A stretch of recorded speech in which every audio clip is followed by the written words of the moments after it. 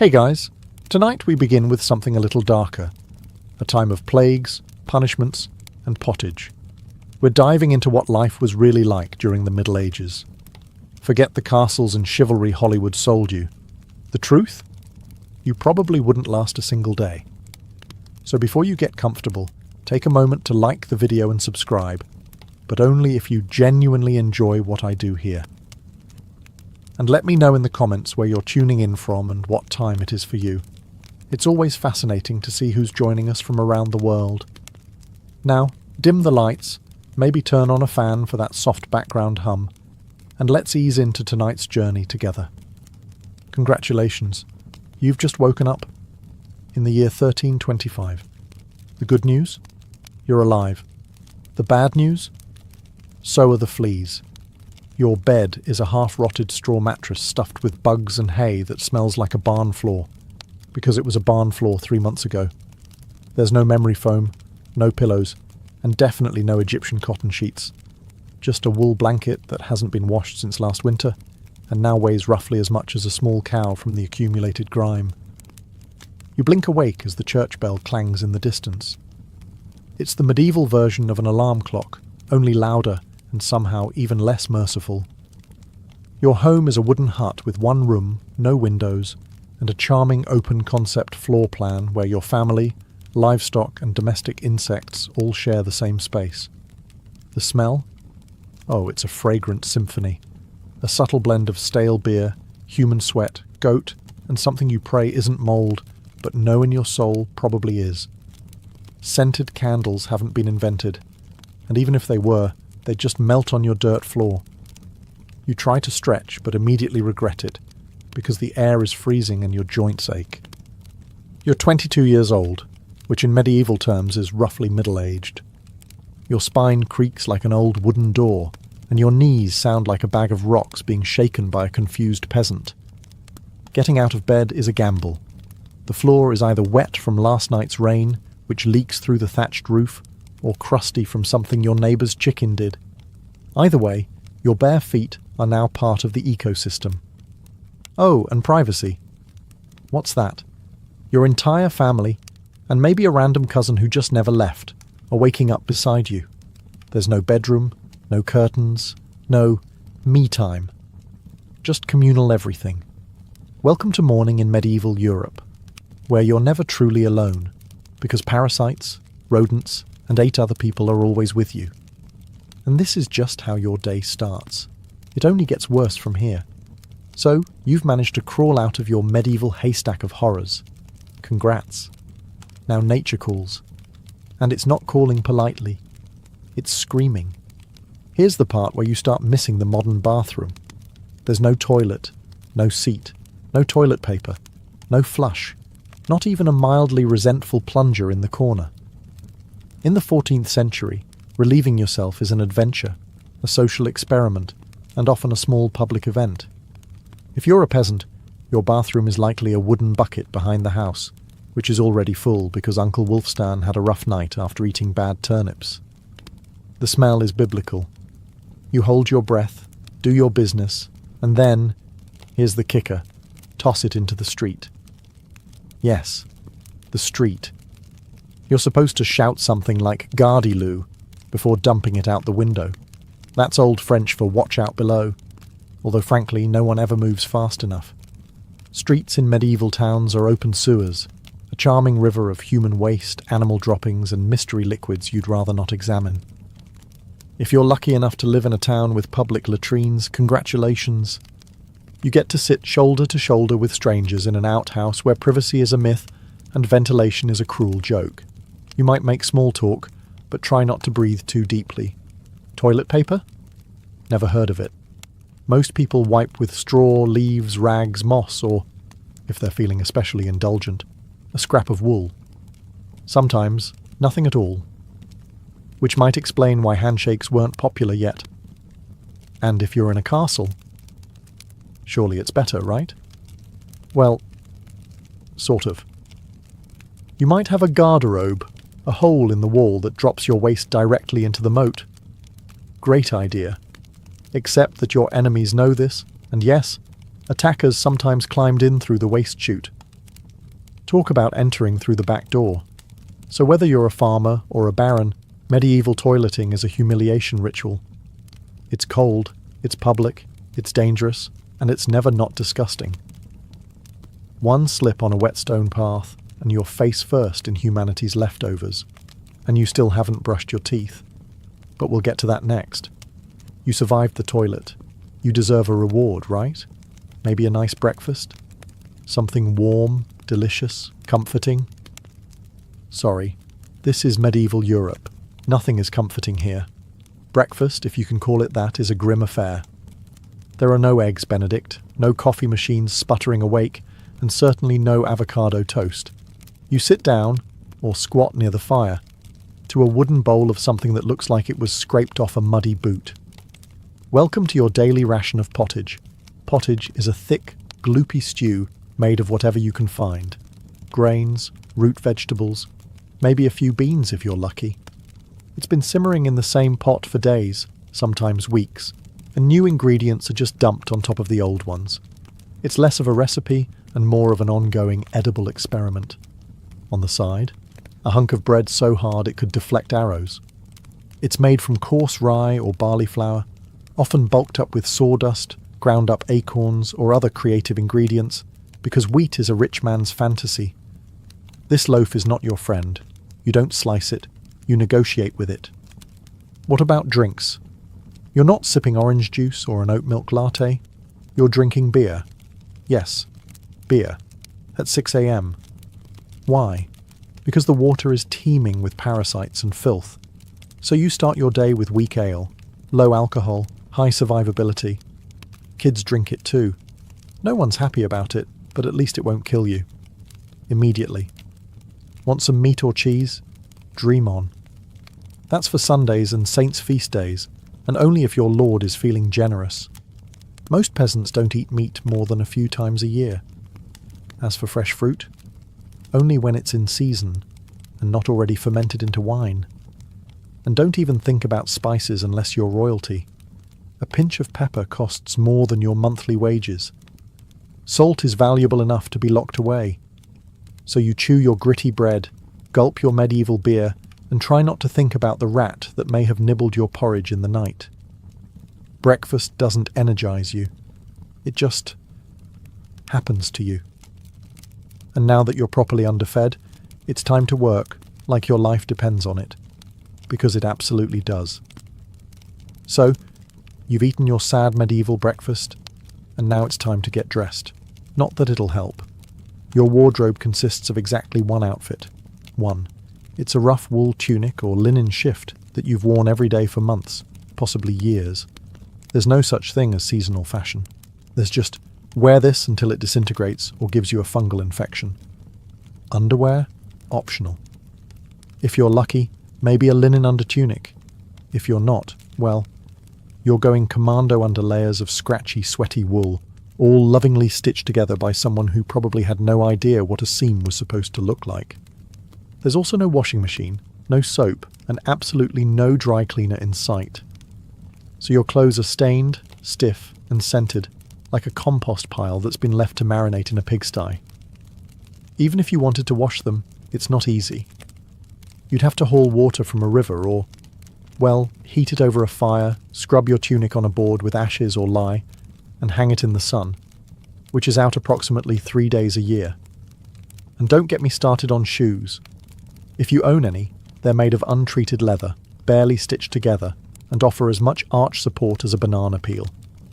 Most peasants just go barefoot, through mud, through dung, through medieval landmines, aka sharp rocks and disease puddles. All this means one thing. Your skin hates you. You itch constantly. Fleas, lice, and bedbugs live rent-free on your body. Everyone has them. Nobles, lousy, monks, itchy, children, walking insect farms. No one escapes. You'll be scratching your armpit with a wooden spoon while chatting with the local priest, and no one will even bat an eye. Your skin is raw from rubbing, your scalp a battlefield of bites, and if you develop a rash, well, too bad. There's no dermatologist, no hydrocortisone, no one to tell you it's probably scabies. You just keep on suffering. And if you're lucky enough to not get an infection, great. That rash will simply accompany you for the next 6 months like an unwanted medieval sidekick. Now that you're dressed in misery and wrapped in discomfort, it's time to head outside and start working yourself to death. Now that you're fully dressed in itches and damp wool, it's time to flash that morning smile. Except, you don't. Because in the Middle Ages, smiling is a dangerous game. Not emotionally, dentally. There's no toothbrush, no toothpaste, no mouthwash, no floss. The concept of oral hygiene is about as popular as bathing, which is to say, not very. Some people might chew on a twig or rinse with wine or vinegar, but for the most part, your teeth are on their own, and they're not doing well. By the time you hit your mid-20s, your smile looks like something pulled from a haunted crypt. Cavities are rampant, gums are swollen. And those aren't just food stains on your teeth. That's decay. You have more rot in your mouth than a medieval root cellar. Sugar, while not yet everywhere, is becoming more common among the rich. Imported at great cost, mostly used in small cakes or to show off wealth. If you're a noble, congratulations. You get to rot your teeth faster than the peasants. If you're poor, you'll do it slowly over time with fermented bread, gritty porridge, and years of hard chewing. Toothaches? Get used to them. They're like medieval weather, always there in the background. The kind of pain that makes you consider praying, drinking, or pulling the tooth out yourself with a pair of pliers, and that's not a joke. That was the actual treatment. Dentists didn't really exist, but barber surgeons did. Yes, the same guy who cuts your hair is also pulling your molars out by candlelight with an iron hook and zero anesthesia. Infected tooth? Hope you like fevers, because without antibiotics, it can easily turn into sepsis and kill you. From a toothache. That's right. The same thing that sends us to a pharmacy today could be your funeral in the 1300s, and there's no relief on the social front either. Kissing? Good luck. Halitosis, bad breath, is everywhere. If you're single, you're not judged by your smile. You're judged by your land and your livestock. In short, your mouth is a battlefield, and it's losing the war. Now that your teeth are throbbing, let's head outside. Because your real job, the one that will break your back, is just getting started. Time to head to work. Except there's no office, no desk, no coffee break, and no chance of promotion. Your job, if you're like 90% of the population, is simple. Don't die while labouring for someone else's comfort. You're a peasant. Congratulations. That means you work the land that belongs to a lord who probably doesn't remember your name. You rise with the sun and stop only when it disappears behind the trees. Your tools? A wooden hoe, a rusty sickle, and whatever bones are still intact in your body. There's no weekend. There's no clocking out. There's only sunrise to sunset, 6 days a week. Sunday is off, but only if you're not harvesting, fighting off raiders, or praying feverishly for your infected toe to stop turning black. The work is brutal. Fields are ploughed by hand or with oxen, if you're rich enough to afford one. You dig ditches, sow seeds, pull weeds, and carry water until your spine begins to resemble the letter S. No one cares if you're tired. No one's asking how your mental health is doing. If you're a woman, surprise. You don't just do fieldwork. You also care for children, clean, cook, spin wool, feed animals, and pretend your husband's lice infestation isn't slowly migrating to your side of the bed. Children? They start helping out around age 5.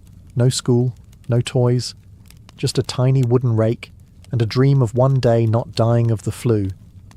And if you're one of the few who isn't a farmer, maybe you're a blacksmith, a tanner, or a cooper. Great. You still work with fire, chemicals, or animal guts all day in poorly ventilated sheds. The pay?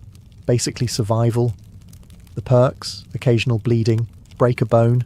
Too bad. Get a fever, drink some warm beer and keep going. You can't afford to stop. Not even for a day. Because if you don't work, you don't eat. And if you don't eat, well, medieval Europe has a solution for that. It's called being replaced. So you grip your shovel, ignore the blisters, and keep digging. Because in the Middle Ages, your job isn't a career, it's a slow-motion endurance test. Now that your back is on fire from labouring in the fields, let's talk about the weather. Because in the Middle Ages, temperature is less about seasons and more about ongoing punishment from the sky. Let's start with winter. There's no insulation, no central heating, and no weatherproofing. Just wooden walls with gaps you could throw a chicken through. Your windows? Covered with cloth, not glass. The fire in the hearth? Nice in theory, but you don't have enough firewood to keep it going because wood is expensive, and gathering it from the forest is sometimes illegal. Yes, you can be executed for picking up the wrong stick from the wrong forest. You bundle up in your one damp wool tunic, huddle near the dying embers, and still wake up with your nose frozen. Your feet? Permanently cold, often damp. Your fingers? So stiff they feel like tiny medieval popsicles. Frostbite isn't diagnosed, it's just called bad luck. Now fast forward to summer. Sounds better, right? Wrong. In summer, your home turns into a clay oven. There's no fan, no cross breeze, and absolutely no deodorant. You sweat through your layers, but you can't remove them, because showing too much skin is scandalous. And also invites sunburn, insect bites, and social judgment. The flies are out in full force, attracted to your unwashed body, and the smell of last week's goat stew that's still fermenting in the corner. Mosquitoes buzz by your ear while you sleep, assuming you can sleep through the sound of your neighbours yelling and babies crying. In the fields, the sun bakes you. No sunblock, no hat, unless you've fashioned one out of straw like a desperate scarecrow. And the worst part, you still have to work. Heatstroke is just called taking a bad turn, so you're either shivering in your own hovel, wondering if your toes will make it to spring, or you're sweating through your only pair of socks while your thighs chafe into oblivion. And the one thing that never changes, no matter the season, your clothes still itch, your food is still terrible, and your next job, still waiting. Welcome to climate control, medieval style. There is none. Feeling thirsty? Need to freshen up? Want to splash a little water on your face to wake up from this damp fever dream of a life? Too bad.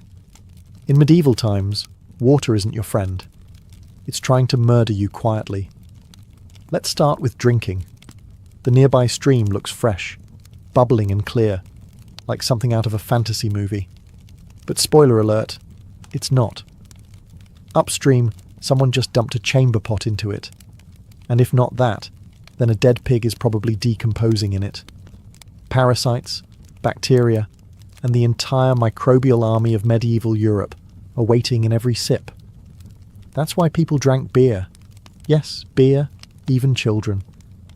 But before you imagine medieval kids doing keg stands, understand that it was small beer, weak in alcohol, strong in survival.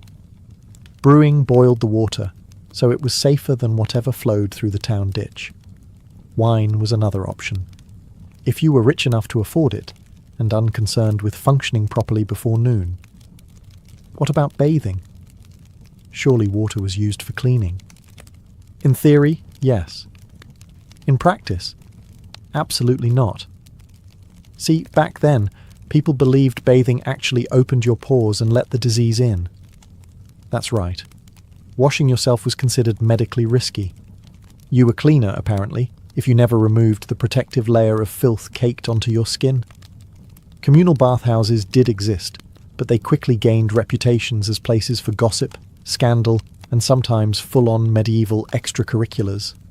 So naturally, the church got involved and shut many down.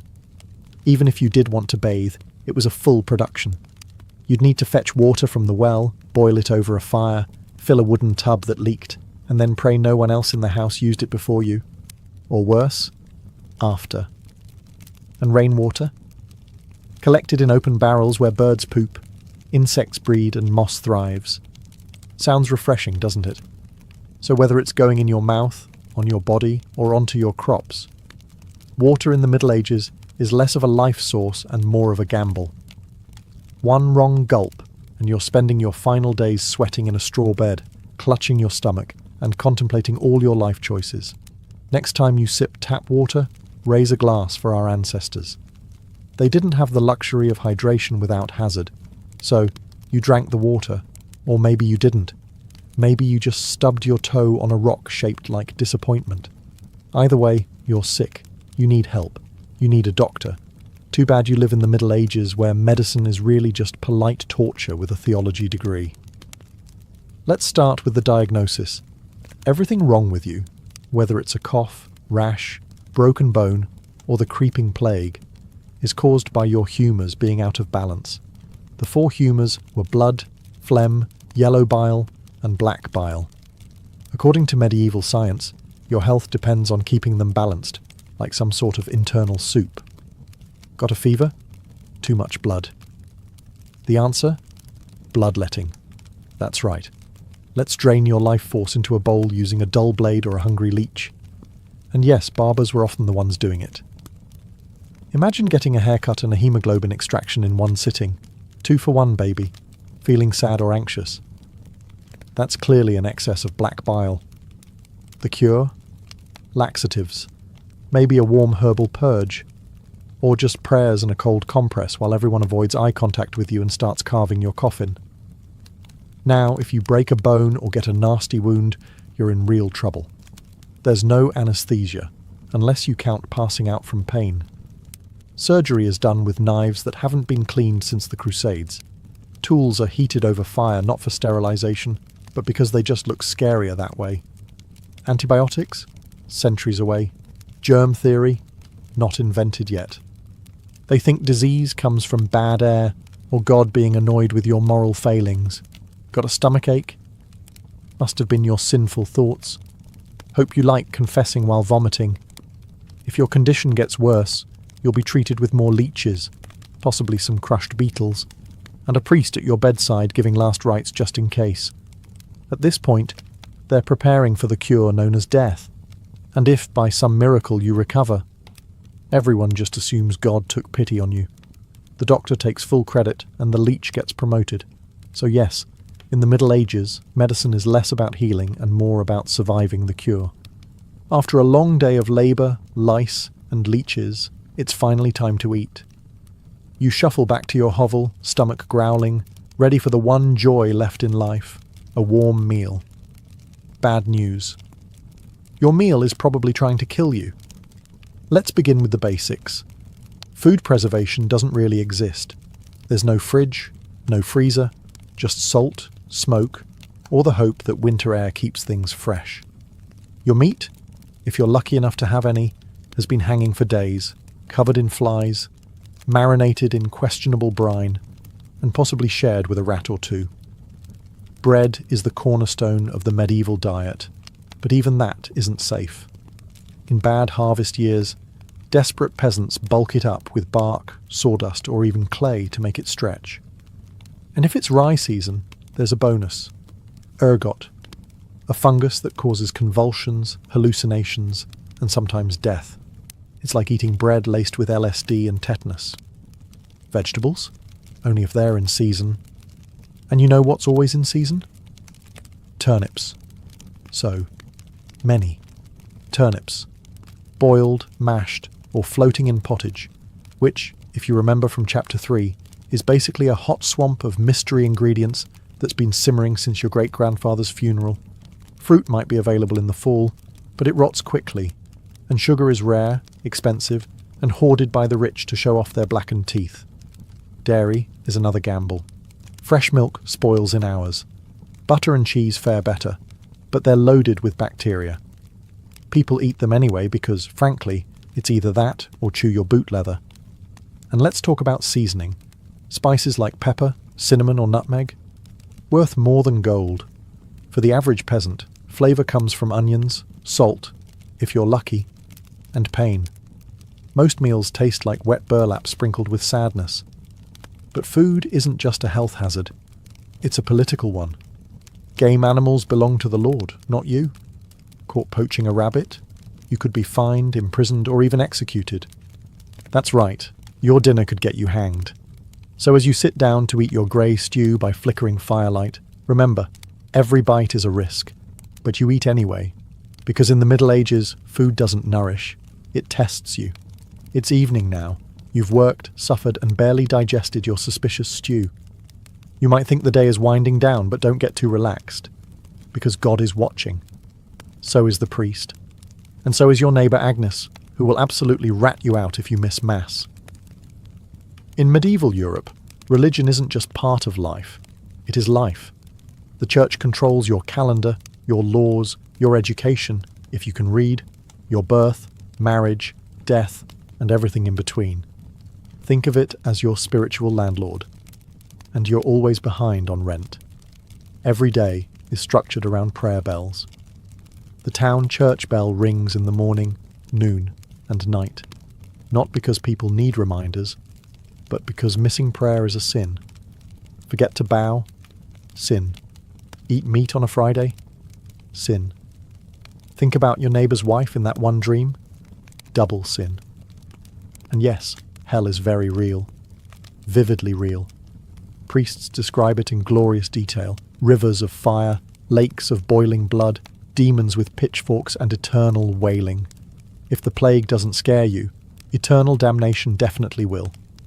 You can't read the Bible yourself because it's written in Latin, a language reserved for monks, clergy, and that one noble kid who's too good for dirt. You rely on the church to interpret everything for you. That means if the priest says your crop failure is because you didn't pray hard enough, well, time to kneel harder. Tithes, 1/10 of everything you own, are mandatory. If you grow wheat, you give wheat. If you raise chickens, you give eggs. If you have nothing, congratulations. You're spiritually bankrupt and financially doomed. Holidays? They're holy days, dozens of them. And while they offer breaks from labour, they're not for fun. They're for attending Mass, fasting, confessing sins, and reminding yourself that joy is a dangerous indulgence. Questioning the church is dangerous. Heretics are burned, witches are drowned, blasphemers are flogged, and skeptics are quickly reformed. So you go through the motions. You chant, you bow, you pray that your soul, after enduring this dirt-covered life, might finally land in paradise, assuming the priest likes you. Because in the Middle Ages, God may be merciful. But the church? Not so much. If you thought being a medieval peasant was rough, try doing it as a woman. All the filth, famine, and fear, plus childbirth, subservience, and social invisibility. In the Middle Ages, being a woman is like being on hard mode, with no health potions and no restart button. From birth, a girl's life path is pretty much locked in. Marry young, bear children, serve your husband, die tired. Education? Not likely. Unless you're from a noble family and sent to a convent, your intellectual development stops around the time you learn how to churn butter and patch a tunic. Marriage happens early. Really early. It's not weird to be betrothed at 12 and pregnant by 14. It's not about love. It's about land, livestock, and alliances. Your opinion? Not required. Once married, you're basically your husband's property. Your job is to produce heirs, feed everyone, keep the house running, and not complain. Because complaining might get you branded a nag, or worse, a witch. That label comes with a complimentary drowning or burning, depending on local fashion. Childbirth is a death lottery. There's no prenatal care, no sterile tools, no anesthesia. Midwives do their best, but even minor complications can mean death for the mother, the child, or both. Some women survive 10 pregnancies. Many don't survive 2, but don't worry. Once the baby is out, your work increases. Now you have a screaming infant in a lice-ridden hut, and you're expected to nurse, cook, clean, and still help in the fields. You don't get a break. You are the break, for everyone else. If you're unmarried, you're suspicious. If you're widowed, vulnerable. If you're outspoken, dangerous. Women who didn't conform were often accused of witchcraft, especially if they had herbal knowledge, a strong personality, or just looked at someone funny on a rainy Tuesday. Even in the church, your role is limited. Nuns lived under strict rules. No speaking without permission. No freedom of movement. and your spiritual worth, always ranked below men. In short, if you're a woman in the Middle Ages, you're expected to endure, obey, reproduce and suffer in silence, ideally while smiling. Because even in a time of universal suffering, women were somehow expected to suffer gracefully. So far, you've battled filth, starvation, social injustice, and possibly a goat.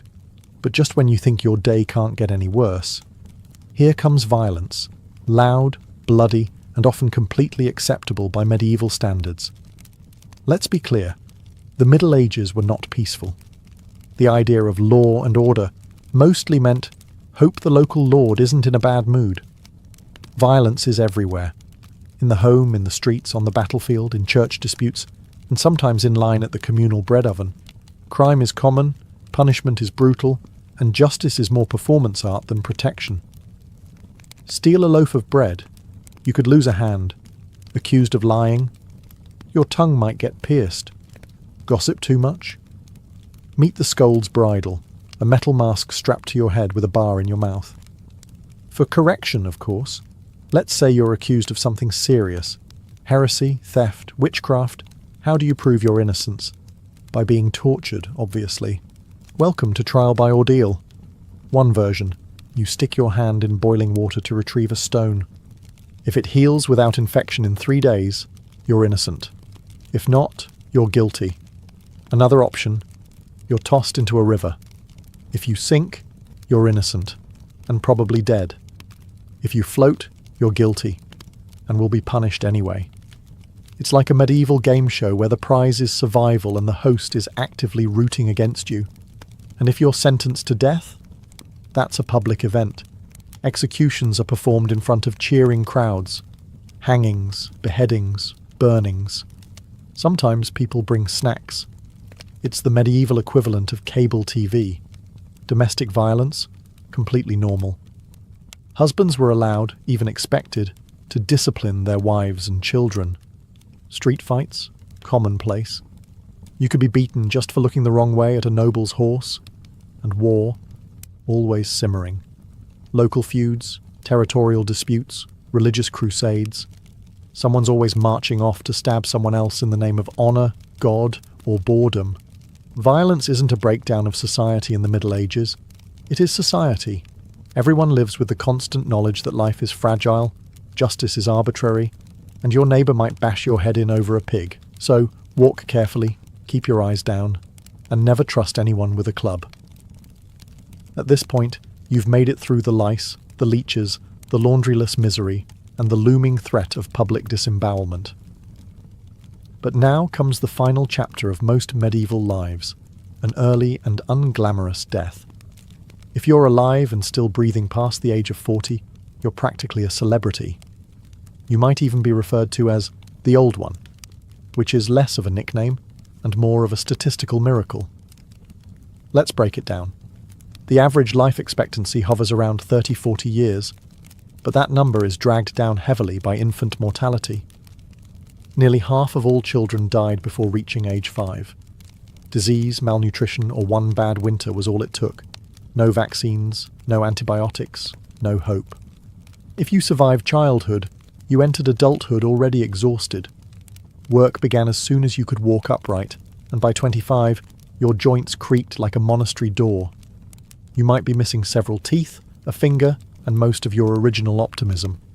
Women faced a particularly deadly gauntlet: childbirth. It was one of the leading causes of death for medieval women. No pain relief, no medical intervention, just prayer, hot water, and someone holding your hand while you bled out on a straw-stuffed cot. For men, the dangers were different, but equally relentless. Farming accidents, infections from minor wounds, a neighbour's drunken rage, a crusade gone sideways. Even walking to the market could be risky if you crossed paths with a bored bandit or an angry tax collector. Death could also come quietly, from the plague, which turned cities into cemeteries overnight, or from famine, which could last entire seasons, thinning out entire villages, or from bad luck, like eating spoiled grain and spending your final hours hallucinating and screaming at the walls. And funerals? You were lucky if you got one. Bodies were often buried quickly to avoid disease. No embalming, no polished coffins, just a hole, a few murmured prayers, and a shallow mound of earth, if there was enough space left in the churchyard. So yes, in medieval times, life was brutal, short, and constantly under siege by death in all its casual forms. You didn't retire, you just stopped showing up. And speaking of exits, let's move on to your final chapter.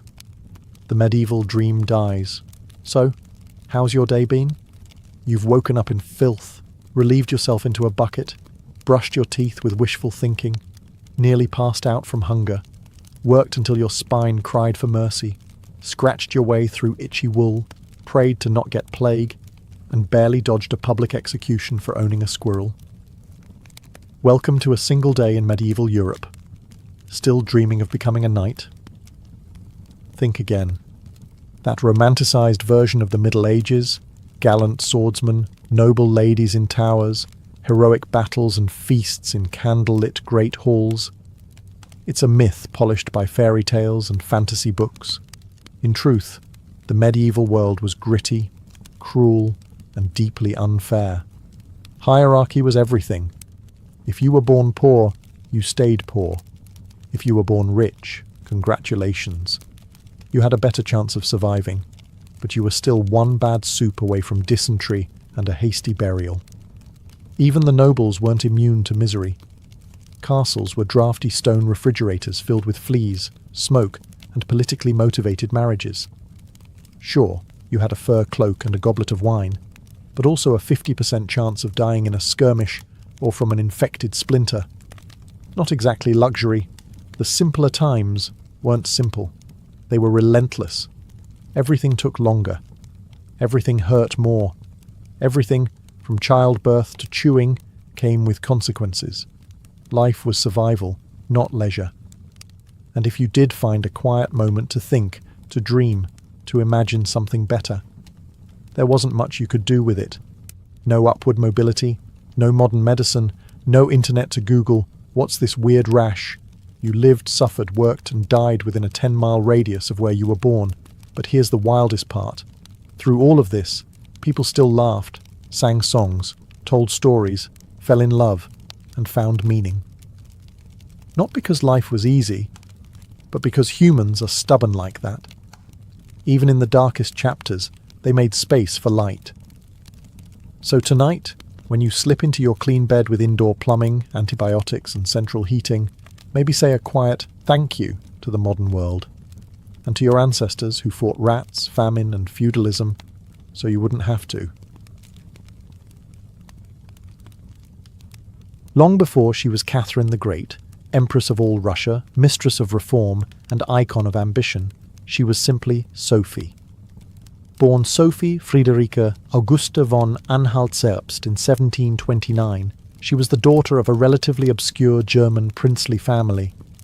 Her tiny duchy in Pomerania offered little in terms of power, but Sophie herself. She had something no title could provide: razor-sharp intelligence, relentless charm, and a quiet, burning hunger for greatness. Her upbringing was strict. Her mother, Johanna, was cold and calculating, not a warm, nurturing figure, but a social climber obsessed with status. Sophie's father, a Prussian officer, was more distant than disciplinary. From a young age, Sophie learned to walk the fine line between obedience and cunning. She read voraciously, spoke multiple languages, and learned how to observe a room before speaking in it, skills that would soon become survival tools in one of Europe's most brutal courts. When the Russian Empress Elizabeth Petrovna began searching for a wife for her heir, Grand Duke Peter, she looked beyond Russia's borders. Peter himself was of German descent, and Empress Elizabeth believed a foreign bride, pliable and grateful, would be easier to control. Sophie fit the bill perfectly. Noble blood, Lutheran faith, which she'd be forced to abandon, and a reputation for both grace and humility. At just 14 years old, Sophie was summoned to Russia. She arrived in the freezing capital of St. Petersburg in 1744, wearing thin German fabrics and a diplomatic smile. Her mother pushed her forward like a chess piece. Sophie, however, had her own game in mind. To become acceptable in Russian society, she converted to Orthodoxy, taking the name Ekaterina Alexeyevna, Catherine. The ceremony was public, symbolic, and life-altering. She wasn't just changing religions, she was burning the bridge behind her, stepping into a foreign empire with no way back. No one watching that quiet teenage girl in a fur-trimmed coat could have predicted what would come next. Betrayal, revolution, enlightenment, and empire. But from the moment Sophie stepped foot in the Russian court, she stopped being a pawn and began planning how to become a queen. Catherine's marriage to Grand Duke Peter was meant to secure her place in Russian royalty, but from the very beginning, it felt more like a cage than a crown. Peter, heir to the Russian throne, was not the dashing prince of fairy tales. Awkward, immature, and obsessed with toy soldiers, he was far more interested in playing war games in his chambers than governing an empire, or showing affection to his new wife. Some accounts even suggest he refused to consummate the marriage for years. He idolized Frederick the Great of Prussia and resented the Russian court that had adopted him. In contrast, Catherine embraced Russia with a fierce determination. She learned the language, studied its history, and memorized Orthodox rituals. She wanted to belong. Peter wanted to escape. This mismatch wasn't just emotional, it was political. The Russian court was a viper's nest of gossip, paranoia, and brutal power games. Empress Elizabeth still ruled with absolute authority, but her health was in decline. Everyone knew a transition was coming, and everyone had an agenda. Catherine was watched constantly. Her letters were read, her friendships monitored, and her every move scrutinized. She couldn't trust her husband, her mother, who was still whispering in her ear on behalf of foreign interests, or even her servants. In this world, alliances could turn into accusations overnight. But Catherine was no fool.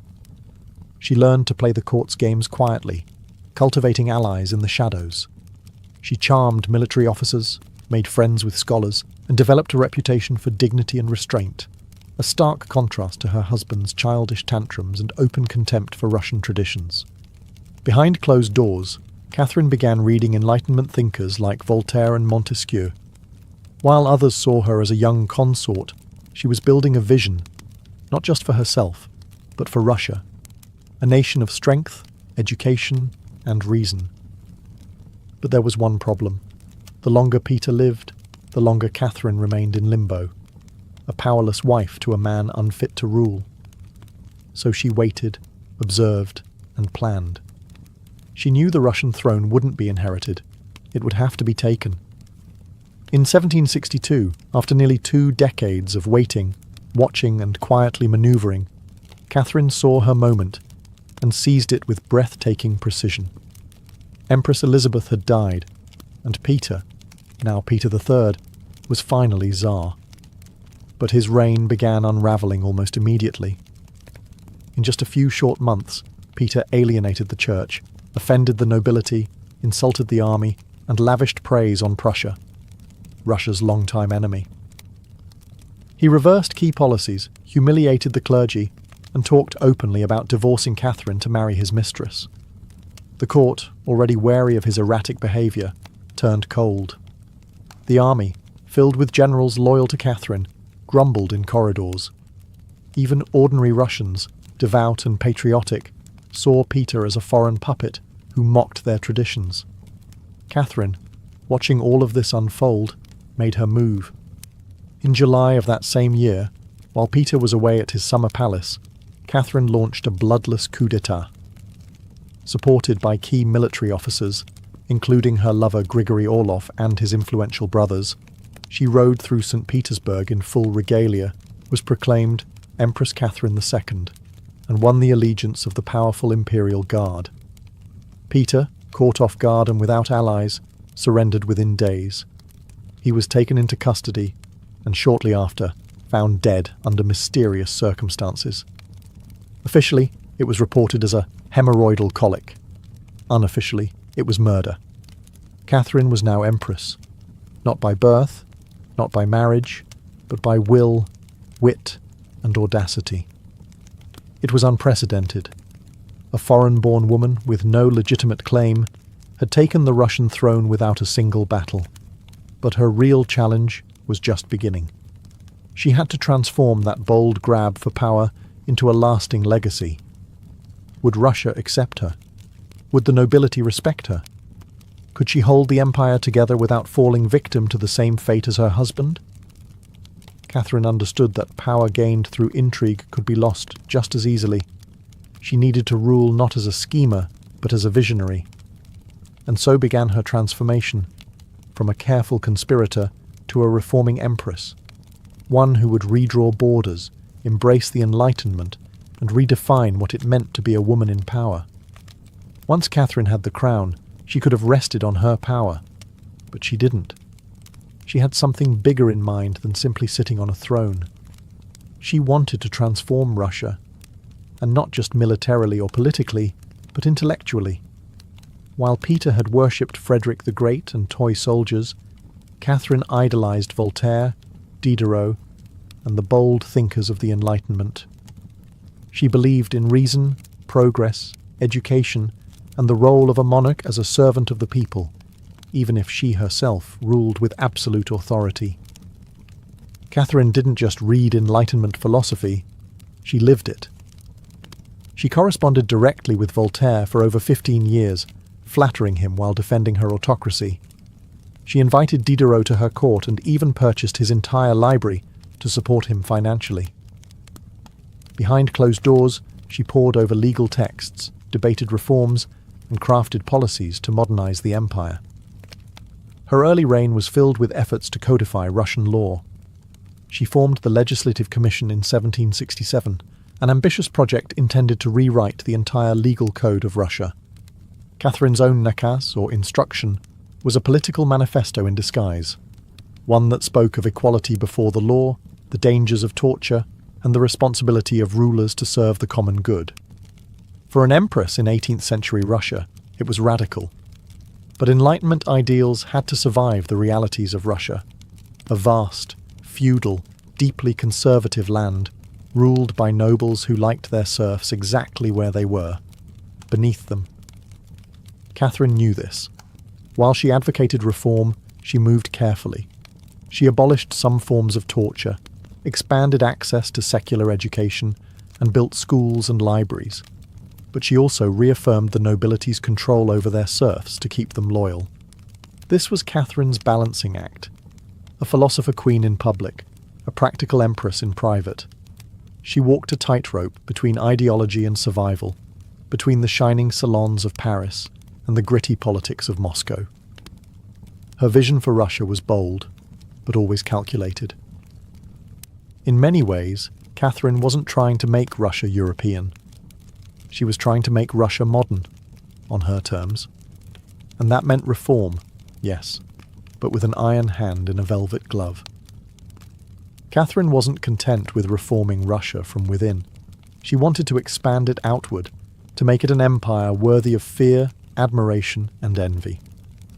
Where Peter the Great had opened a window to the west, Catherine aimed to knock down the walls. Under her leadership, Russia's borders stretched wider than ever before. She waged wars not just to defend her crown, but to reshape the map of Europe. One of her most significant campaigns was against the Ottoman Empire. These wars, fought in waves throughout the 1760s and 1770s, weren't just about territory. They were about influence. Catherine saw herself as the liberator of Orthodox Christians living under Muslim rule and as the rightful protector of Eastern Europe. Under generals like Alexander Suvorov and Grigory Potemkin, Russia captured key regions including Crimea, the northern coast of the Black Sea, and access to warm water ports, something Russian Tsars had coveted for generations. These victories weren't just military, they were symbolic. With each conquest, Catherine sent a message. Russia was no longer the distant, backward cousin of Europe. It was a continental force. She also turned her gaze westward. In a series of deals and diplomatic maneuvers, Catherine participated in the partitions of Poland, carving up the struggling Polish-Lithuanian Commonwealth along with Austria and Prussia. By the end of the Third Partition in 1795, Poland was erased from the map, and Russia claimed vast new lands and millions of new subjects. But Catherine didn't just conquer with armies. She also colonized with ideas. New cities were built. Trade routes were expanded. German settlers were invited to cultivate Russian farmland.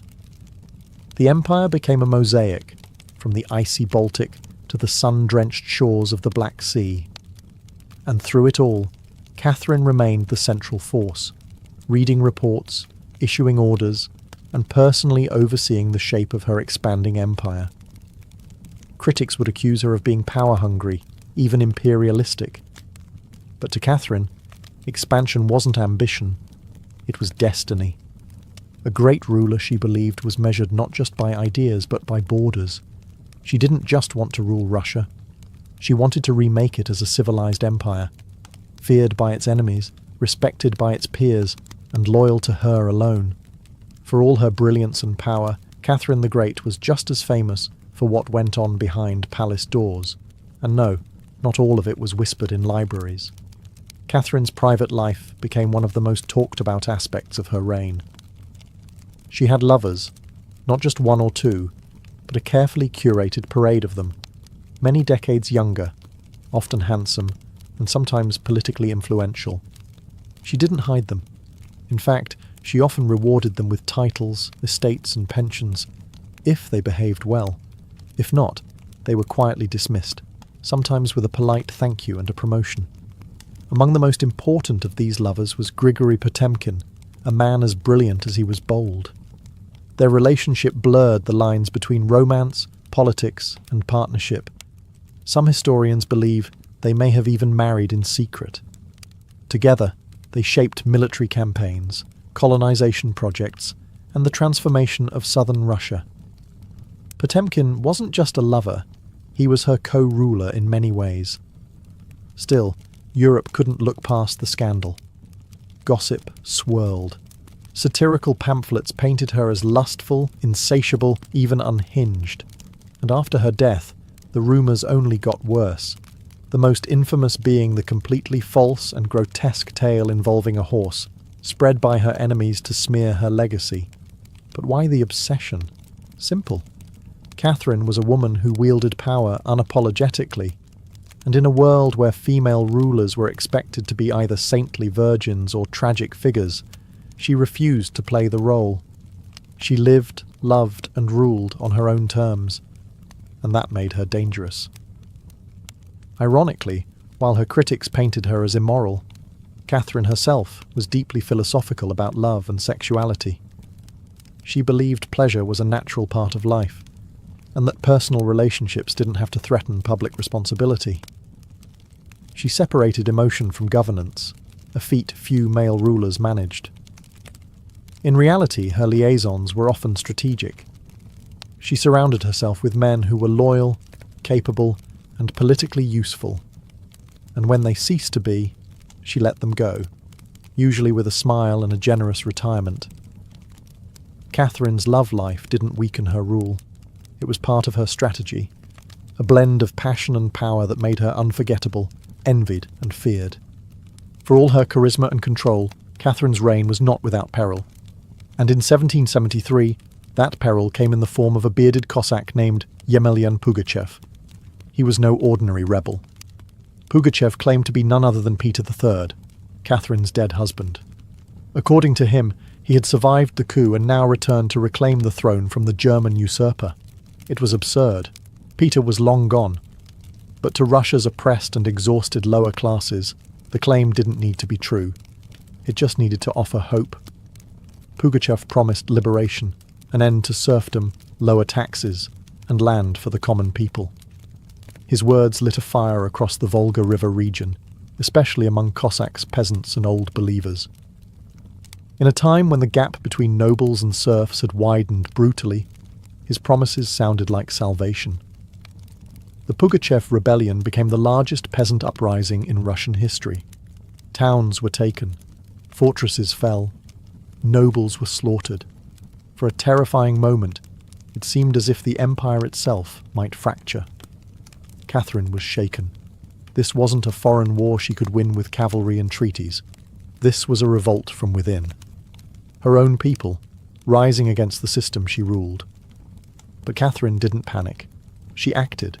She dispatched professional military forces to crush the rebellion, ruthlessly. Pugachev's forces were defeated in 1774. He was captured, displayed in an iron cage, and eventually beheaded in Moscow, a public warning to all who dared follow. Afterward, Catherine doubled down on order and control. Her dreams of liberating the serfs quietly faded into silence. The rebellion had shown her the limits of enlightenment in a country still shackled by feudalism. She now leaned harder on the nobility, who offered loyalty in exchange for absolute control over their serfs. This was a turning point. The empress who once quoted Voltaire now prioritized stability over philosophy. Reform became cautious, surveillance increased. Rebellion, even whispered, was to be stomped out before it had breath. Pugachev may have lost his head, but he left behind a warning that haunted Catherine, that power built on inequality could only hold so long before the storm came crashing through.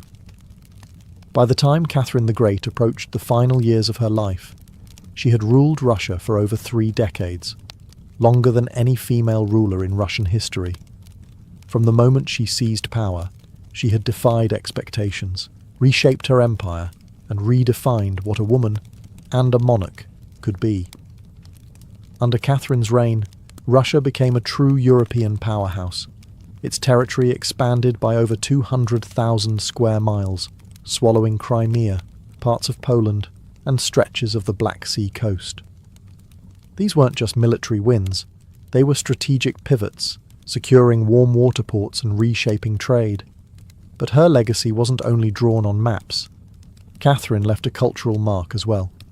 She helped found the Hermitage Museum, amassed one of the greatest art collections in Europe, and corresponded with the greatest minds of the Enlightenment.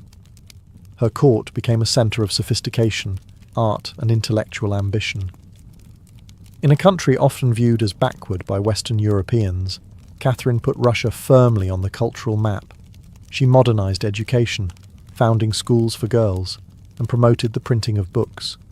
She introduced smallpox inoculation to Russia, even publicly receiving the vaccine herself, an act of scientific bravery in her time.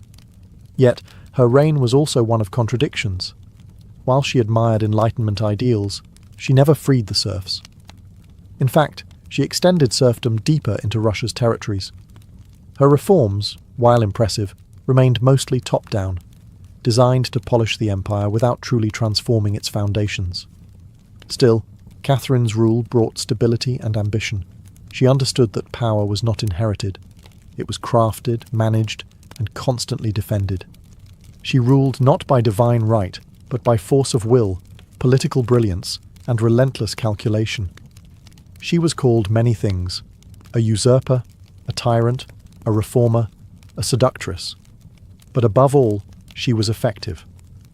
When she died in 1796, Russia was wealthier, larger, and more formidable than it had been in centuries. She left behind a throne secure, an empire expanded, and a legend that would endure for centuries. Catherine didn't just reign, she ruled, with intellect, strategy, and an unapologetic grip on history. And in doing so, she became more than an empress. She became a myth. For all her power, expansion, and enduring legacy, Catherine the Great was still, at her core, a woman navigating a man's world and reshaping it in her image. Behind the imperial portraits and state decrees was someone deeply aware of how precarious her position was. She was not born Russian. She came to the throne through a coup. She ruled an empire that didn't want a woman in charge, and yet she not only endured, she thrived. Catherine was never content to be ornamental. She read constantly, wrote endlessly, and never stopped learning. Her daily schedule was intense. Hours of reading reports, corresponding with foreign powers, editing state papers, and managing a court filled with rival factions. She wasn't content to simply sit on the throne. She worked the throne like a stateswoman born to it. She was also, in many ways, lonely. She surrounded herself with courtiers, lovers, and artists, yet wrote in her memoirs of how few people she could truly trust. Her son Paul, whom she distrusted and kept away from state matters, grew into a man she feared would undo all her progress. Her greatest emotional partnership, with Grigory Potemkin, faded into deep friendship, but his death in 1791 left a wound that never truly healed. Catherine crafted her image carefully. She understood the power of narrative, and wielded it better than most monarchs of her age. She posed as Mother of Russia, enlightened monarch, warrior empress, and lover of the arts. But beneath those roles was a woman who had endured rejection, betrayal, scandal, and rebellion, and kept going. When she died in 1796, she left behind an empire transformed, but also questions. Could she have done more to end serfdom? Were her Enlightenment ideals compromised by politics? Was she more reformer or ruler? History remembers her by the title she never gave herself, the Great. It wasn't because she was flawless, or kind, or just. It was because she took power and wielded it on her own terms, in a time and place where women weren't supposed to have any. She didn't just wear the crown, she rewrote what it meant to deserve one. In the humid depths of the Chiapas jungle in southern Mexico, the ruins of Palenque whisper stories from the ancient Maya world. Towering temples rise above the canopy, their limestone faces eroded by time, but still brimming with secrets. And in 1994, one of those secrets revealed itself. A team of Mexican archaeologists, led by Fanny Lopez Jimenez, was surveying Temple Thrune, a relatively modest pyramid, next to the more famous Temple of the Inscriptions, the burial site of the mighty king Pakal the Great. Temple Thrune wasn't expected to hold much, until they noticed something odd, a sealed, hidden chamber beneath the structure. No looters had touched it. It was pristine. When the archaeologists broke through and lowered themselves inside, they found a stone sarcophagus resting in silence. The air was heavy with the weight of centuries. As they opened the lid, red dust rose like smoke. Brilliant, shocking red. The interior was covered in powdered cinnabar, a toxic mercury sulfide used ceremonially by the Maya. And lying within that crimson cloud was the skeleton of a woman. She had been buried with care and reverence. Her bones were fragile but intact, her skull still wearing a jade mask, and her body surrounded by funerary offerings. Necklaces, diadems, ear spools, all crafted from jade and shell. Everything about the burial screamed royalty. Yet no name was inscribed, no glyphs identified her. It was one of the richest female burials ever found in Mesoamerica. And yet, it was a total enigma. Why was she buried in red powder? Who was she? Was she a queen, a priestess, or perhaps even Pakal's wife? The researchers called her the Red Queen, and the name stuck. But even with modern forensics, they couldn't say for sure who she was, only that she had lived around the 7th century, during the golden age of Palenque. Unlike most Maya tombs, hers had been hidden, untouched, and purposefully isolated. Her burial wasn't just ceremonial, it was spiritual. This woman wasn't meant to be remembered with words. She was meant to be remembered through ritual, through colour, and through the mystery she left behind. The most haunting feature of the Red Queen's tomb wasn't her jade jewellery, or the silence of the sealed chamber. It was the red dust. A thick layer of powdered cinnabar covered everything. The sarcophagus, the walls, her bones, even the offerings around her. It clung like blood to stone. To the Maya, this was no accident. Cinnabar, made from crushed mercury sulfide, was one of the most sacred and dangerous substances in the ancient world. Its vibrant red colour wasn't just visually striking, it symbolised blood, rebirth, and the life force that connected the human and divine realms. Red was sacred. It was the color of sunrise, of sacrifice, of life emerging from death. And it wasn't just symbolic, it was spiritual. Covering the dead in cinnabar was a ritual meant to transform the body, preserving it not for eternity, but for transition. In Maya belief, death wasn't the end. It was a passage, a crossing into another cosmic layer. And so the Red Queen, whoever she was being prepared not just for burial, but for deification. But there's another layer to this. Cinnabar is toxic. Repeated exposure can lead to mercury poisoning, tremors, hallucinations, even death. The Maya likely didn't understand the chemistry, but they felt its potency. It was volatile, powerful, dangerous. To bathe a corpse in it was to declare this person was no ordinary mortal. In Palenque, very few were buried with cinnabar. Pakal the Great, the mighty king whose pyramid dominates the site, was one. His body, like hers, was also saturated in the red powder. That detail alone drew speculation. Was the Red Queen his wife? His mother? Or someone of equal divine status? Her skull had been placed on a layer of jaguar skin, another sacred symbol. Around her, bone needles, obsidian blades, and miniature jade figurines hinted at rituals performed either during her life or in her honor at death. Every part of her burial told a story without words, a story of power cloaked in secrecy, a woman prepared to cross into the underworld, not in silence, but in ceremony, drenched in the color of sacrifice. Surrounding the Red Queen's crimson-drenched remains was a world of silence, broken only by the gleam of jade, shell, and obsidian. These were not mere ornaments. They were offerings, each one carefully chosen to accompany her on the journey to the Maya afterlife, the Xibalba. At her sides were jade necklaces, heavy and cold, their polished surfaces still radiant after 300 years underground. Jade was not just beautiful, it was sacred. The Maya considered it a symbol of eternal life. It represented the green of maize, the vitality of the jungle, and the breath of the gods.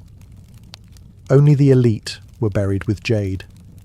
For the Red Queen, it covered her chest, wrists, and ears, a clear sign that in life she wielded influence, perhaps even divine favour.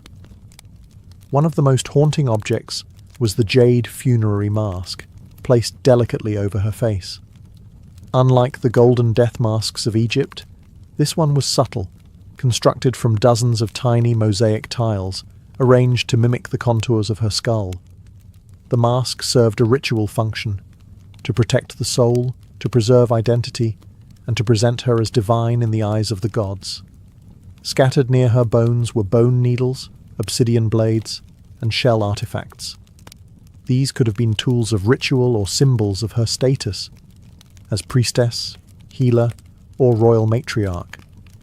One bone pin was engraved, faint but purposeful, a small echo of her voice lost to time. At her feet and along the edges of the tomb were ceramic vessels, still sealed, likely once filled with offerings, food, drink, or incense to sustain her spirit beyond death. The Maya believed the afterlife was a journey, dangerous, layered, filled with challenges.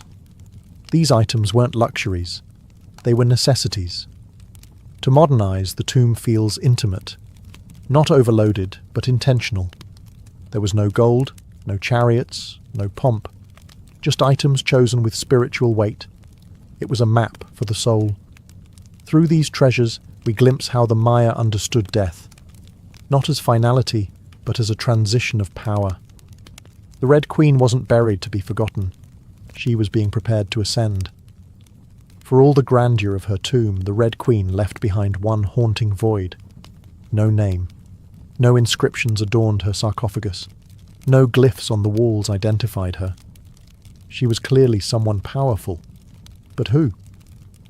From the moment her tomb was opened, scholars began trying to connect the dots. The most compelling theory? That the Red Queen was Zakbu Ajau, the wife of Kinich Janab Pakal, known today as Pakal the Great, the most famous ruler of Palenque. Zakbu Ajau was more than just Pakal's consort. She was born into nobility and married into Palank's royal dynasty at a young age. She bore at least 3 sons, all of whom held high status, and she played a key ceremonial role during her husband's reign. If anyone could be buried with such honor, it was her. Supporting this theory was the tomb's location, just a few feet away from Pakal's own grand burial in Temple of the Inscriptions. The proximity suggests a deliberate pairing, husband and wife, rulers even in death. And then there's the cinnabar.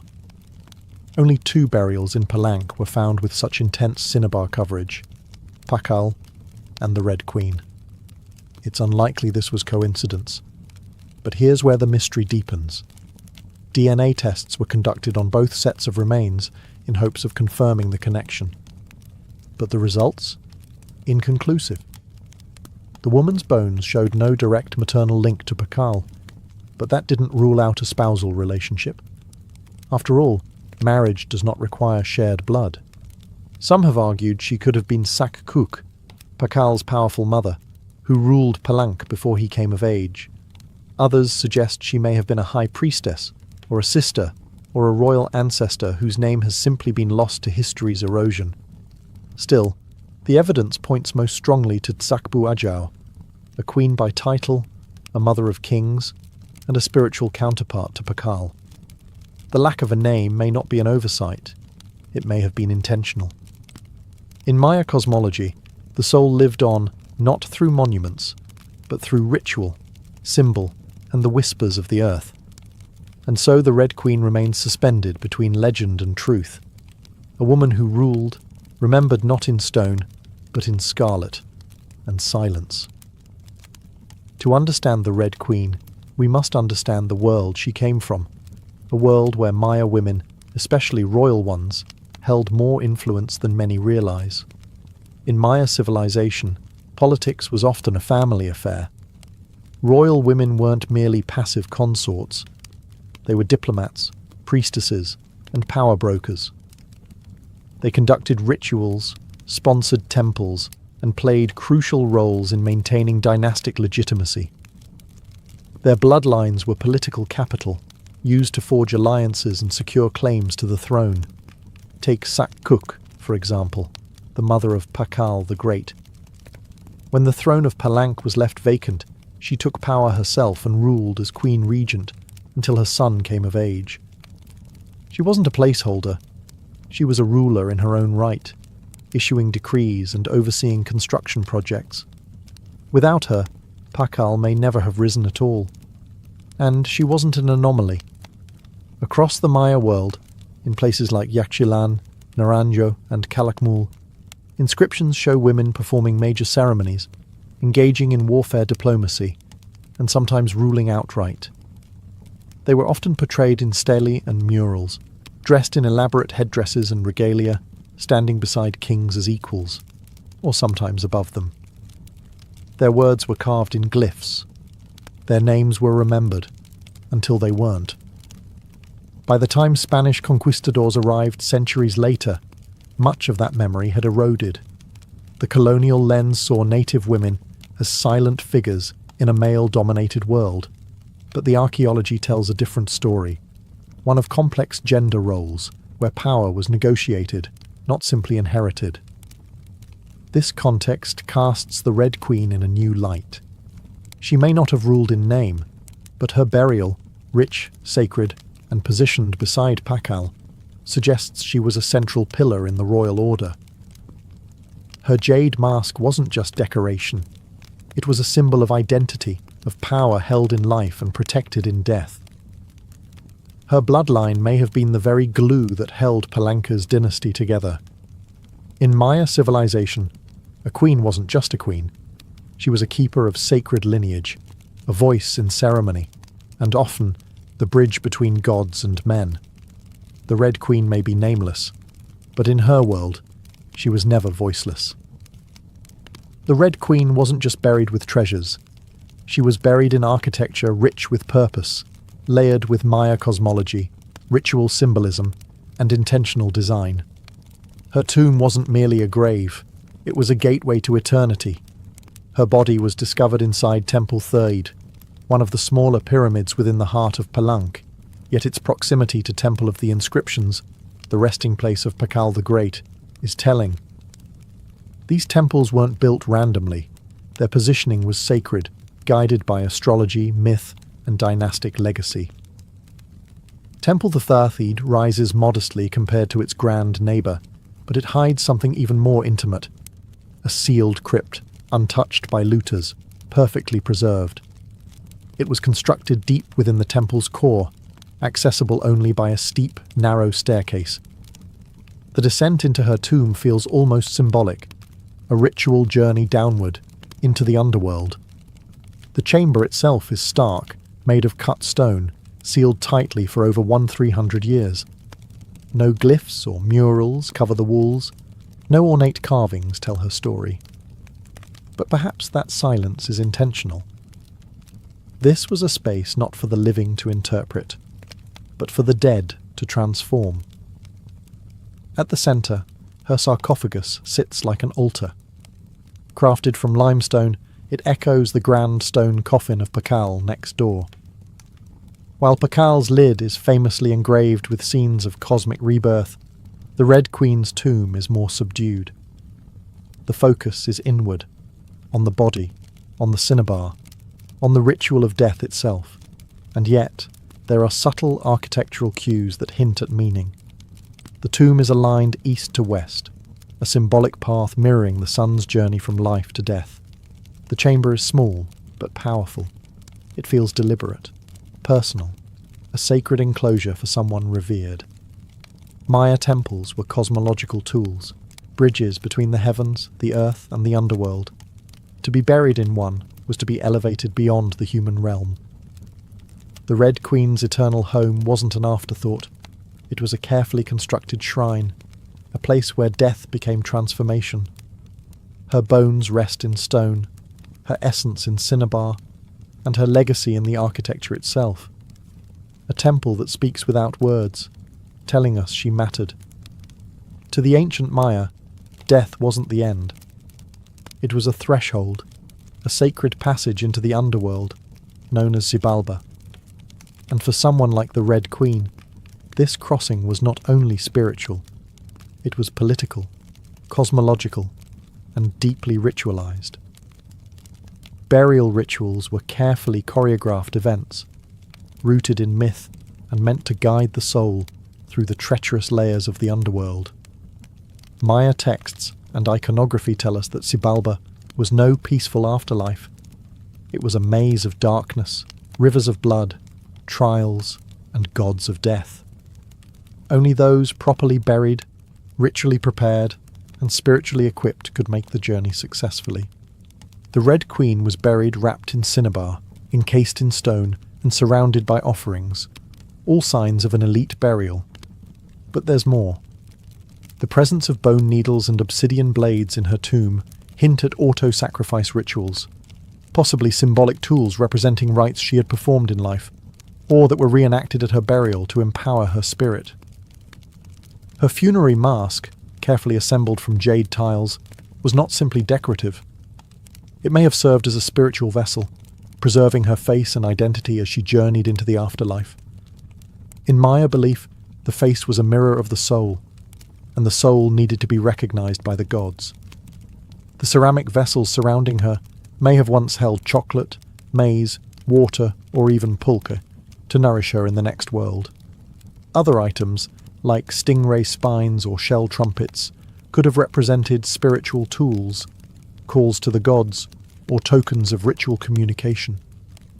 Burial wasn't just a goodbye. It was a transformation. The Maya believed in cycles, death as seed, burial as planting, and the afterlife as rebirth. Kings and queens were often seen as earthly incarnations of gods, and in death they returned to those divine origins. The Red Queen, covered in the colour of blood, entombed in a pyramid and honoured with offerings, was being prepared for rebirth, not as a mortal, but as a being tied to the sacred order of the cosmos. Her burial wasn't the end of her story, it was the beginning of her legend. Just a few steps away from the Red Queen's final resting place, lies one of the most iconic tombs in Mesoamerica, that of Kinich Janab Pakal, known simply as Pakal the Great.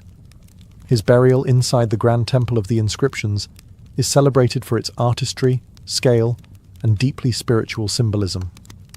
But what makes the Red Queen's tomb so extraordinary is not only what was inside, it's where it was found. Her sarcophagus was hidden within Temple 3, directly adjacent to Pakal's monument. In a city like Palenque, where every temple was carefully positioned to reflect cosmic principles, this closeness was no coincidence. It was intentional, a statement etched in stone. Many scholars believe the Red Queen was Tzakbu Ajao, Pakal's queen and trusted consort. While her tomb lacks inscriptions, the similarities between their burials are striking. Both wrapped in cinnabar, both entombed in pyramids, both buried with jade, and both treated with extreme reverence. These rituals mirror each other, as if two halves of a sacred narrative. Pakal's lid famously depicts him falling into the underworld tree, a cosmic scene of death and rebirth. The Red Queen's simpler tomb contains no such iconography, but the symbolism lies in the pairing itself. If Pakal represented the sun, journeying through the underworld at night to rise again, then the Red Queen may have represented the moon, the feminine force that follows its own mysterious path in the sky. Together, they embodied a cosmic duality, masculine and feminine, king and queen, sun and moon, order and ritual. In Maya mythology, rulership was not singular, it was relational. Harmony in the cosmos required balance, and that balance extended into the dynastic court. By placing the Red Queen beside Pakal, the Maya were preserving not just a marriage, but a cosmic partnership. Their proximity in death may have mirrored their roles in life, a queen not behind, but beside her king, sharing not just a throne, but a legacy. In their tombs, they speak without words. Two souls, wrapped in cinnabar and stone, joined across eternity, one of history's most sacred silences. Though her name was lost to time, the Red Queen of Palenque endures, not as a forgotten relic, but as one of the most enigmatic and powerful women of the ancient world. Her tomb, sealed for over 1,300 years, now whispers across centuries, inviting questions that echo louder with every discovery. She represents a mystery that still resists full understanding. We may never know exactly who she was. No glyph carved her name. No stela told her story. And yet, the care in her burial, the richness of her offerings, the symbolism of her crimson-drenched bones, all speak of a woman profoundly important. Not merely as a wife or consort, but as someone who held real influence, spiritual weight, and royal blood. Today, the Red Queen forces us to re-evaluate assumptions. She's a reminder that in the ancient Maya world, women were not silent. They led rituals, governed cities, and shaped dynasties. While kings like Pakal have long taken the spotlight, the Red Queen's re-emergence reminds us that power did not belong to men alone. It flowed through mothers, queens, priestesses, and visionaries. Her legacy is more than the treasures she left behind. It's the conversation she started among archaeologists, historians, artists, and storytellers. Every jade bead, every layer of cinnabar, every architectural choice in Temple Thathid tells us something deliberate. This woman mattered, and perhaps that's the most extraordinary part of her story. Not what we know, but what we still don't. The Red Queen teaches us that history isn't just a collection of facts, it's a living puzzle, a shared human longing to connect with the past. In that sense, her legacy is still unfolding. She lies wrapped in red, the colour of life and sacrifice, of blood and rebirth. Her face, once hidden behind a jade mask, now stares back at us through science, art, and wonder. She remains nameless, but not voiceless. Mysterious, but not forgotten. The Red Queen may have ruled a kingdom in life, but in death, she rules something greater, our imagination. Her tomb was sealed in stone. Her story was written in silence. And still, somehow, she speaks. Frida Kahlo was born on July 6, 1907, in the vibrant district of Coyoacán, then a village on the outskirts of Mexico City. Her childhood home, the Casa Azul, the Blue House, was filled with colour, contradiction, and quiet strength. It would later become a sanctuary, a battleground, and a museum to one of the most iconic artists of the 20th century. Frida was the third of 4 daughters born to Guillermo Kahlo, a German-Hungarian photographer, and Matilde Calderón, a devout Catholic of indigenous and Spanish descent. Her parents were opposites: Guillermo, reserved and intellectual; Matilde, religious and emotionally distant. Frida would inherit her father's introspection and artistic eye, but also her mother's fierce resilience. As a child, Frida was imaginative, outspoken, and bold. She read voraciously and asked questions most adults didn't want to answer. But at the age of 6, she contracted polio, which left her right leg thinner and weaker than the other. A physical difference she tried to mask with long skirts, but never allowed to limit her spirit. The illness left her bedridden for months and isolated from other children. During this time, she grew close to her father, who encouraged her to exercise, ride bicycles, and stay mentally sharp. Unlike most girls of her time, Frida didn't aspire to become a wife or a homemaker. Her goal? To become a doctor. She enrolled in the prestigious National Preparatory School in Mexico City at age 15, one of only a handful of girls accepted. There, she stood out not just for her intelligence, but for her rebellious wit, radical thinking, and unique sense of style. She joined a group of young intellectuals known as the Cachuchas, who debated philosophy, literature, and politics. Frida was drawn to revolution, to ideas that challenged tradition. But even in those early years, before the bus crash that would define her body, and before the fame that would define her legacy, Frida Kahlo was already painting herself into the world, with sharp edges, unapologetic ideas, and an identity too big to fit inside anyone else's expectations. She wasn't just growing up in Coyoacán, she was preparing to remake herself entirely. On September 17, 1925, Frida Kahlo's life was split in two: the girl she had been and the woman she was forced to become. That afternoon, she boarded a wooden bus with her boyfriend, Alejandro Gomez Arias, after school. They were laughing, teasing each other, and probably arguing. Frida never did anything halfway. But moments later, the bus collided with a streetcar, and in an instant, her future unravelled into pain, metal, and silence. The crash was horrific. The streetcar crushed the bus against a wall, splintering wood and flinging passengers. Frida was impaled by an iron handrail. It entered her left hip and exited through her pelvis. Her spinal column fractured in 3 places. Her right leg shattered, her foot dislocated. Her collarbone and ribs broke. Her shoulder was dislocated. Her abdomen was pierced. She was just 18 years old. A man covered her with a borrowed overcoat. Someone else noticed her body was sparkling, not from blood, but from the gold powder she had been carrying in a pouch. It had exploded on impact, dusting her broken form in what looked like glittering ash. Frida was taken to the Red Cross hospital and underwent numerous surgeries over the following months. She spent weeks in a body cast, flat on her back, immobile, writhing with infection and uncertainty. The future she'd imagined, of becoming a doctor, slipped further away with every passing day. But in that stillness, something began to stir. Her father gave her brushes. Her mother rigged a special easel to hang above her bed. A mirror was placed on the canopy so she could see herself.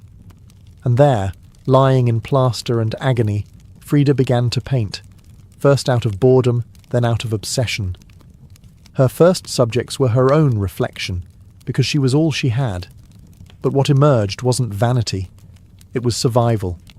The crash had broken her physically, but it had also opened a door into her own mind, her own body, and eventually into the surreal language of pain and identity that would define her art. The girl who wanted to heal others now began healing herself.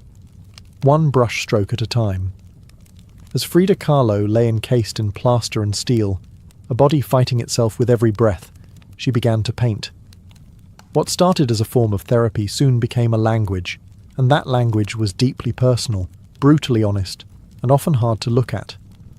Which was precisely the point. Frida didn't paint pretty flowers or polite landscapes. She painted pain. Her pain. Physical, emotional, and existential.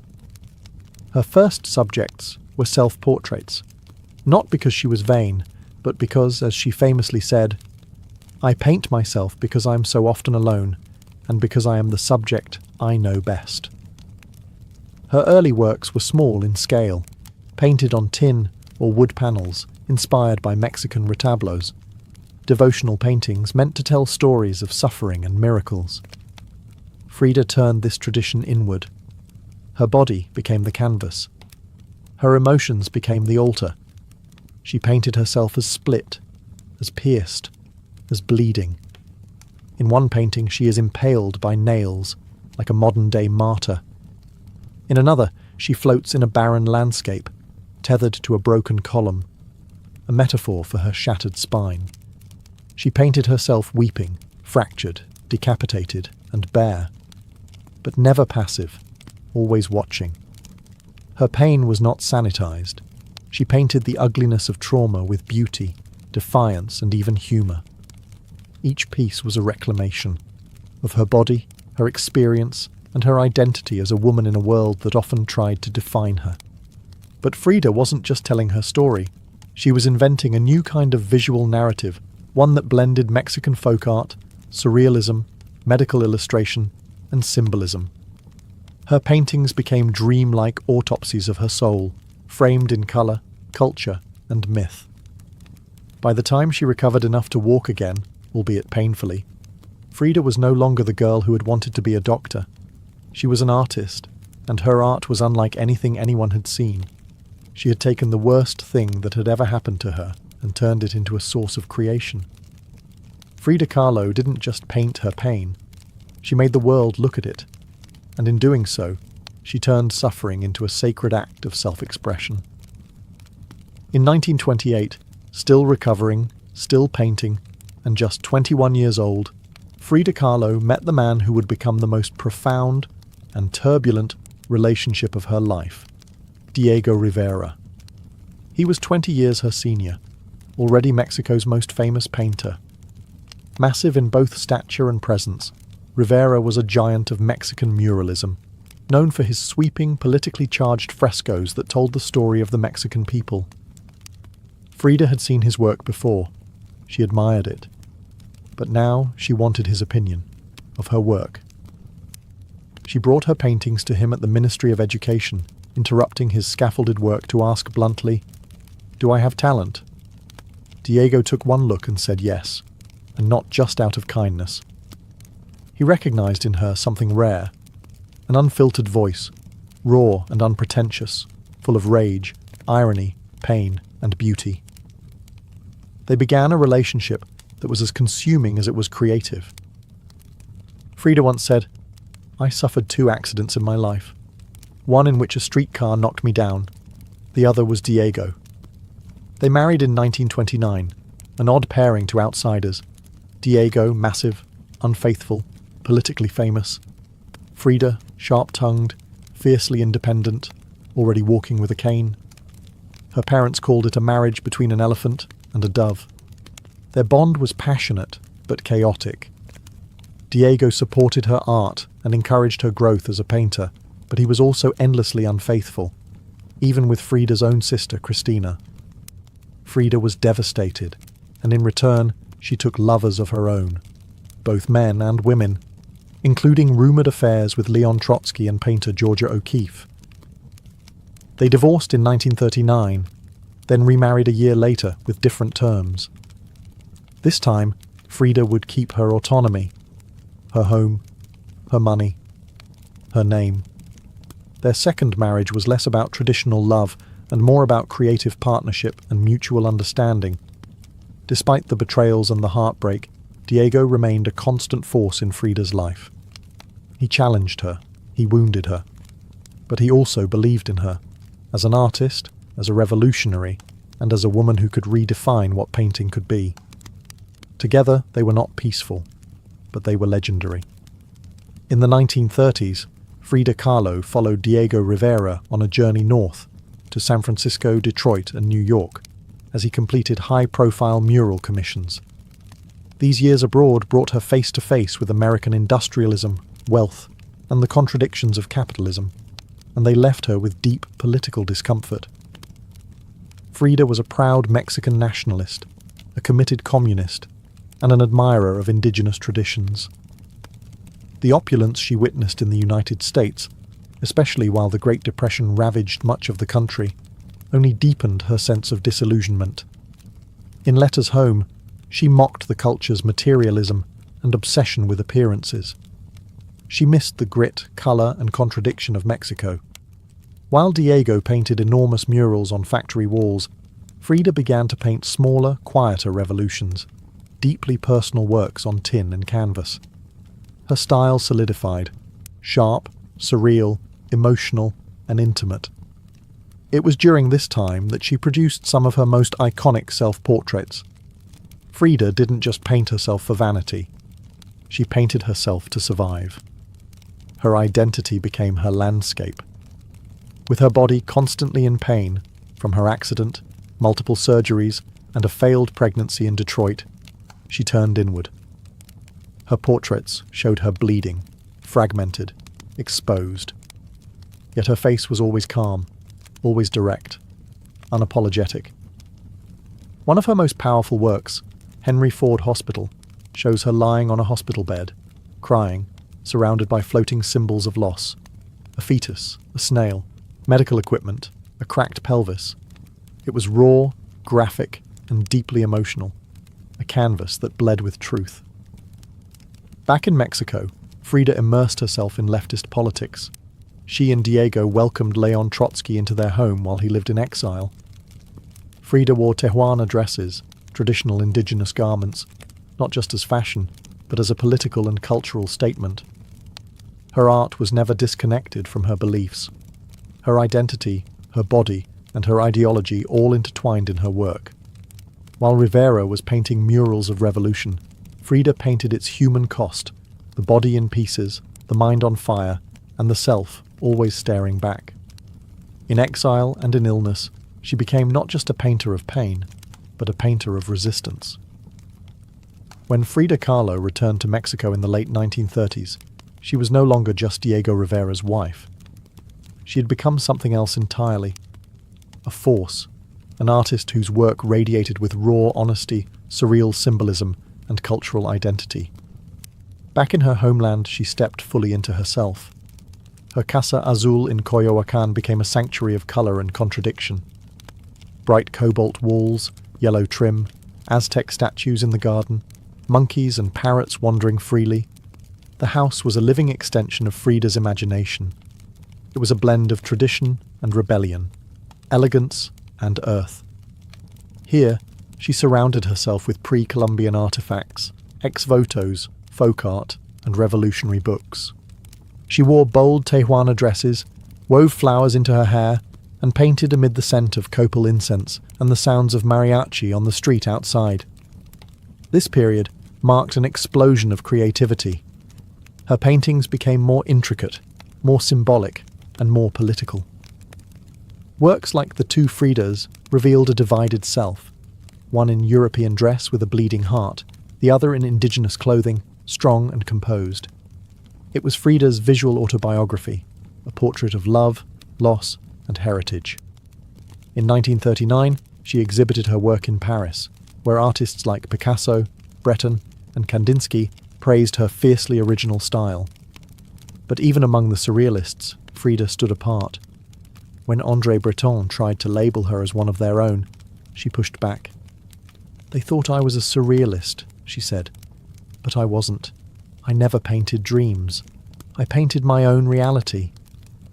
She painted Mexico, not the romantic postcard version, but the living, breathing country she adored. Her work pulsed with symbolism, skeletons, hummingbirds, hearts, thorns, corn, and blood. She honored the indigenous roots of her homeland while unmasking the violence of its past and present. But even as her artistic voice grew stronger, her health continued to decline. Multiple surgeries, infections, and chronic pain became daily realities. Still, she painted through it, propped up in bed, torso bound in corsets, fingers clenched around the brush. Frida had returned to Mexico not to rest, but to reclaim her power, through paint, through politics, and through her fearless embrace of the self. As the 1940s wore on, Frida Kahlo's body continued to betray her. Her spine was deteriorating. Her right leg was constantly infected. She underwent more than 30 surgeries in her lifetime, often in grueling succession. At times, she was bedridden for months, encased in body casts or immobilized by traction devices that stretched her bones apart.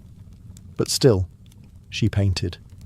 Each canvas during these years became both a release and an act of resistance. Her works grew darker, more defiant. She painted with a clarity sharpened by pain, refusing to hide behind metaphor.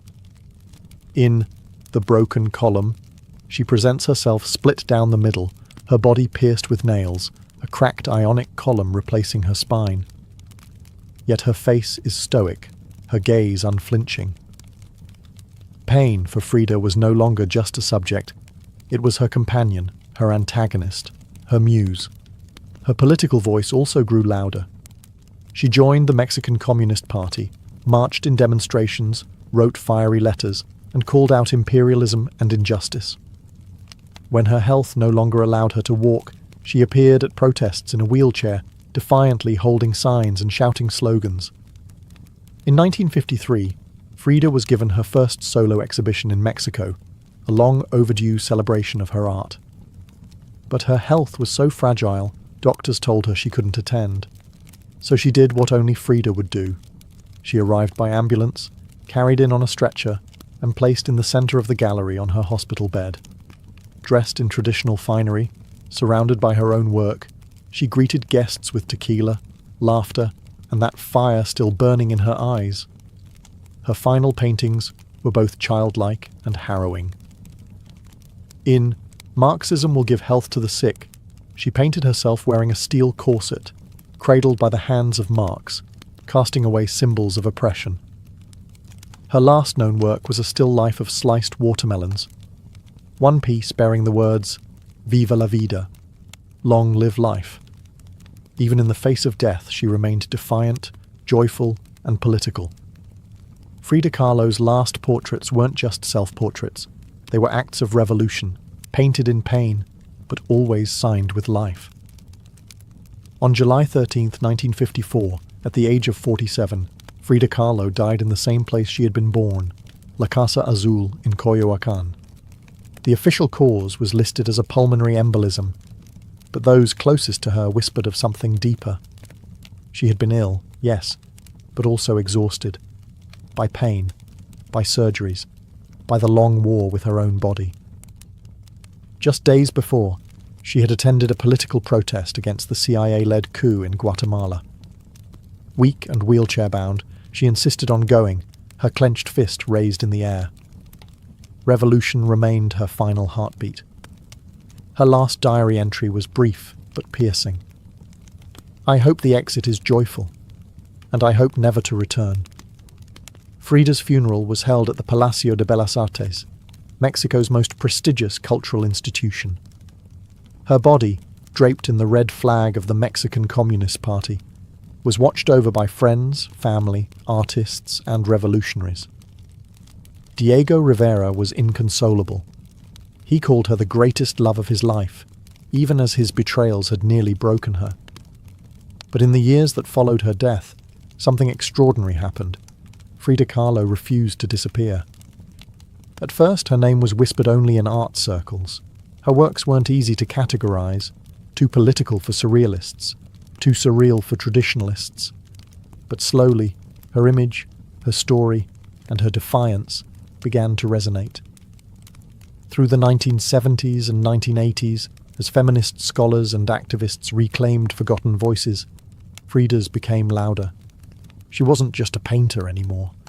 She was a symbol of pain turned into beauty, of feminism born through resistance, of Mexican identity celebrated without apology, of queerness, disability, revolution, and authenticity. Her face, unibrow, gaze, flowers in her hair, became iconic. Her home became a museum. Her diary became a sacred text. And her paintings now hang in the world's greatest museums. Frida Kahlo had lived much of her life in Diego's shadow. But in death, she stepped forward. She didn't just leave behind paintings. She left behind a mirror and dared us all to look, not with pity, not with fear, but with fire. Today, Frida Kahlo's face is everywhere. Printed on t-shirts, painted on murals, turned into dolls, memes, posters, and icons. Her signature unibrow, her flower-crowned hair, her direct gaze, all instantly recognizable. But what makes her legacy powerful isn't just that people know her face, it's that they recognize the truth behind it. Frida didn't try to be flawless. She didn't fit into boxes. She wasn't conventional, and she didn't care to be. In a world that demands perfection, she gave us realness. Raw, messy, vibrant, angry, joyful, contradictory realness. She celebrated what made her different: her disability, her queerness, her politics, her culture, and turned it into art that transcended borders and decades. She's become more than an artist. She's a global symbol of defiance, feminism, cultural pride, and creative resistance. For queer communities, she's a fearless bisexual icon who lived openly and unapologetically in a time that demanded silence. For women, she's a reminder that power doesn't require permission. For disabled artists, she's proof that pain can fuel the brush, not stop it. And for Mexico, she's a daughter reclaimed, fierce, folkloric, and forever part of the national soul. Her paintings, once dismissed as too strange or too personal, are now among the most revered in the world. Works like The Two Fridas, Self-Portrait with Thorn Necklace and Hummingbird, and The Broken Column aren't just seen, they're felt deeply by anyone who has ever suffered and needed to turn that suffering into something sacred. She lived in the margins and turned them into centre stage. She embraced contradiction. A communist who wore gold, a woman betrayed who loved again, a body in pieces with a soul unbreakable. And through it all, she painted, not just with colour, but with conviction. Frida Kahlo never asked to be a symbol. She simply told the truth about herself, and in doing so, told the truth for millions of others who had never seen themselves reflected in art before. Now, when we see her face, we see courage, we see colour, we see resistance, we see Frida, not gone, but immortal.